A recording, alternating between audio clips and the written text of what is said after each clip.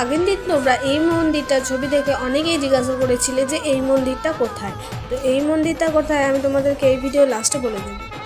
তোমরা আগের ভিডিওতে দেখেছিলে আমি গোবিন্দপুর গিয়েছিলাম, আমাদের পাড়ায় যে সকল ভক্তবৃন্দরা জল ঢালতে গিয়েছিল তাদেরকে আনতে। তাই সবাই চলে আসাতে আমরাও বক্স নিয়ে বেরিয়ে পড়েছিলাম আমাদের গ্রামের উদ্দেশ্যে, এবং এখানে সবাই হেঁটে হেঁটে আমাদের গ্রাম যাত্রা করছিল। গোবিন্দপুরে তো অনেক বাঘ অনেক রকম দেখেছিলাম, বিশেষ করে আমার এই বাঘটা প্রচণ্ড পছন্দ হয়েছিল এবং এই বাঘটা খুবই সুন্দর লাগছিল দেখতে।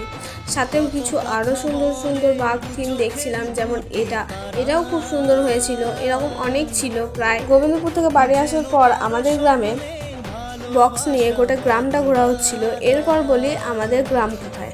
আমাদের গ্রামে এই মন্দিরটাই কোথায় আছে। এটা হচ্ছে আমাদের গ্রাম, আর আমাদের গ্রামের নাম হচ্ছে কল্যাণপুর, আর এটা কল্যাণপুরেই আছে।